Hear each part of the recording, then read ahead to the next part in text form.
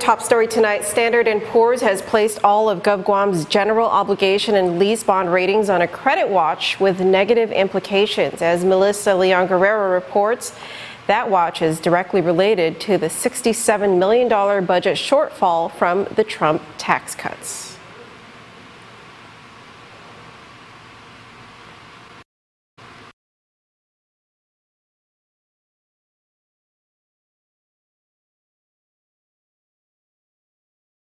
We have that story for you now.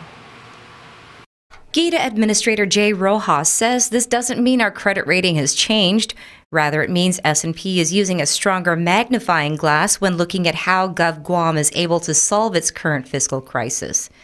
And although it doesn't affect the bonds that have already been sold, it is affecting our general obligation bonds that are outstanding from 1997, as well as the certificates of participation, which in essence are the leaseholds on the schools that we have had built. So JFK, Tizen, Ukadu, Stumbo, Liguan, and Adakau. Rojas adds that some rating agencies, such as S&P and Moody's, do link to other revenue bonds that are out there. For example, so as we are going to be going out for financing for the Guam Port Authority, should we not have a solution soon, it is going to affect the interest rate and the credit rating that we would be able to be looking at for the Port Authority of Guam. As it happens, Rojas says rate agencies, bondholders, and investors keep an eye on what's happening on Guam and track our movements on a daily basis.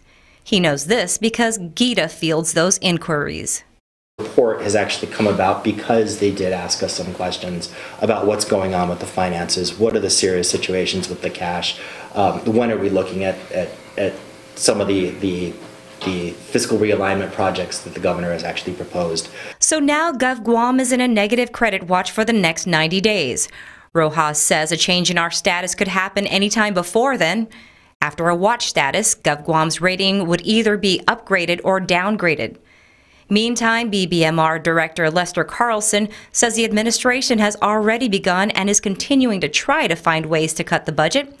Agencies have already been asked if they can take a pro rata cut in this year's budget, and they came back with their replies. So the university said yes, the Office of the Attorney General said yes, Guam Community College said yes.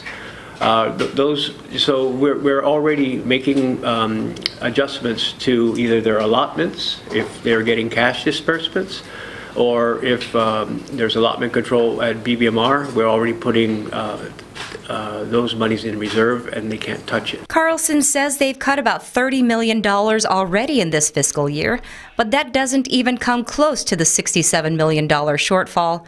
And even then, he says that would be to fund bare bones essential government operations. Governor Calvo, meantime, adds that he's looking for other options to help them bridge that $37 million gap.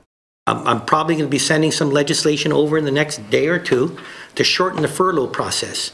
When I look at this whole thing about 30 days to go 90 days, that is like giving a 3-hour notice on the sinking of the Titanic, and we got 30 minutes left. Calvo says he's serious about trying to find a solution as soon as possible. In fact, he says he already has his signing pen ready for whatever the legislature sends his way. If they did pass something that says 1% and 105 days, I'm going to sign it. As soon as it's been proofread, sure. But I'm also going to tell them it doesn't change the furlough process. It doesn't change the non-renewal of LTAs. It doesn't change the process that, okay, the long term is we're going to have to look at what agencies to shut down and services to shut down. It ain't going to change it. For PNC News, I'm Melissa Leon Guerrero.